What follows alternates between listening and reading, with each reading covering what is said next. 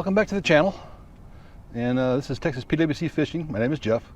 Today is the day I didn't want to have to come, but it came sooner than I thought. And today I have to try to fix the Fish Pro Trophy.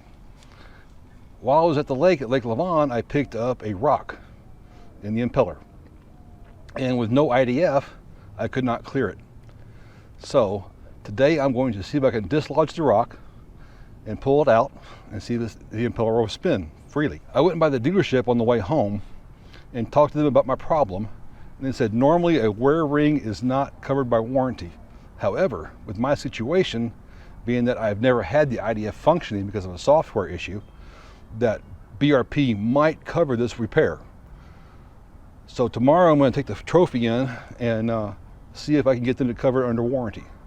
But for now I'm going to try to dislodge the rock and see how it comes out. So let's walk through the steps. Okay, so first thing I have to do is get the IBR out of the way. But to do that, I had to go up underneath here and loosen this up right here, which is a steering linkage. Once I loosen up the steering linkage, I can move the nozzle out of the way. Then I can get to the IBR control lever right back over here. So here we go. I'm not sure y'all can see that or not, but that's it right there. It is a 10mm nut, correction, a 10mm bolt on top. So I'm going to loosen that up first.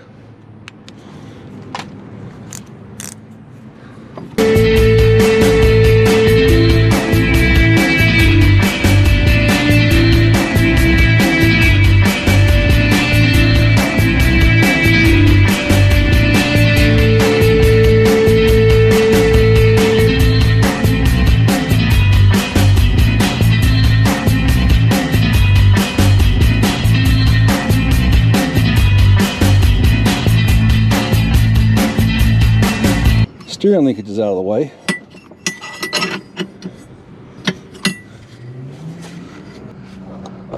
And I'm going to stuff it back down there where the IBR connector connects. I think it's right here.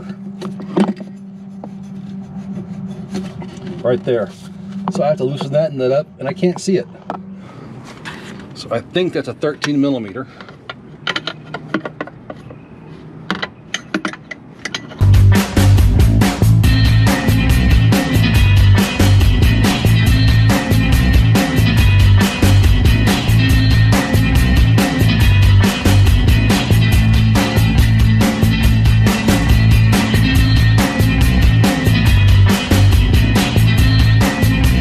The problem is if you use a box end wrench,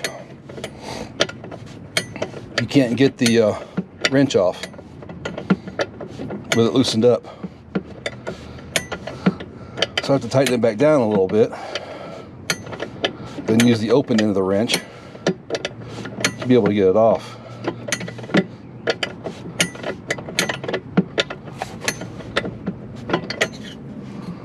Well, now let's turn it over and do it the other way again.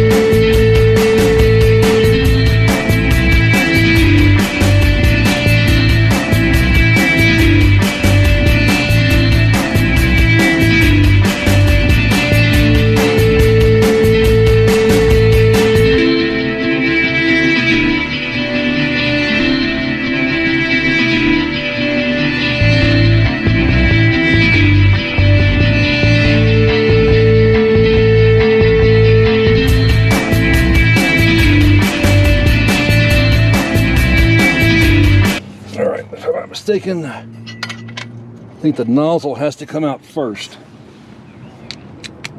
before the IBR can be released. So take the nozzle out. It's two 13mm bolts, one on either side.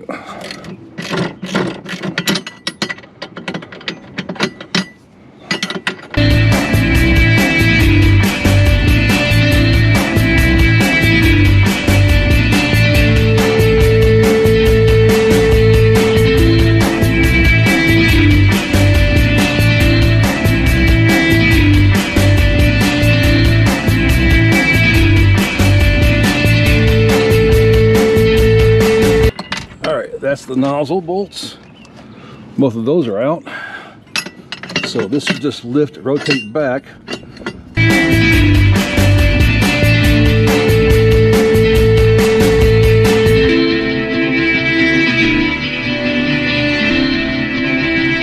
The bolt I need to get to is right there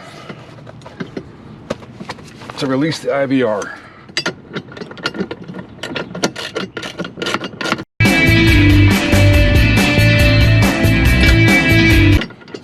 There we go.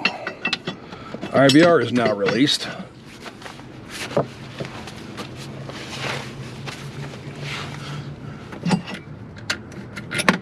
That's the IVR bolt. I can get the nozzle all the way out of the way. So there's my culprit right there, that rock. That's one of them, I think.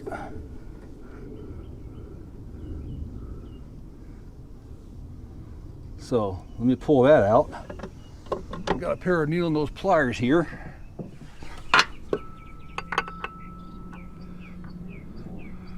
The inlet looks clear.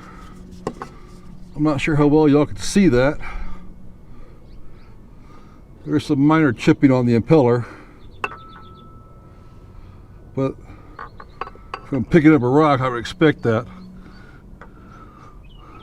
The wear ring's got some scoring from where the rock came through, but I don't see anything that would keep it from working. Well, maybe I got lucky with this one. I cleared the rock, the impeller looks fine, it doesn't appear to be bound up or anything. The wear ring looks okay, a little scratch on it here and there. So I'm gonna put it all together now and maybe take it out here in a little bit for about a 5-minute ride to see if it works okay. All right, you have to make sure that these little black rollers right here,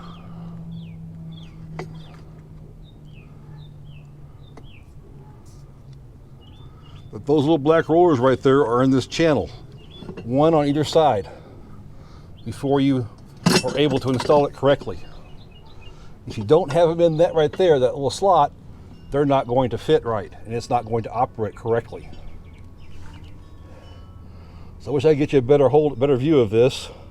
That's one right there. I haven't got them quite in just yet. I don't think I can get them in and hold the camera at the same time. So I'm gonna put this down and put it back in. Well, that did not take as long as I thought it was going to take. It was not as difficult as I thought it was going to take. It just took some little patience and some weekend words and a little finagling, and finally got it in. So now I'm going to test fire it, or I'm going to fire it up and see if my throttle will respond. But first I took the water hose up to it so I get water to the jet pump. Don't want to burn that bearing out or that seal out. So we will set the GoPro up and see if we get a good test fire.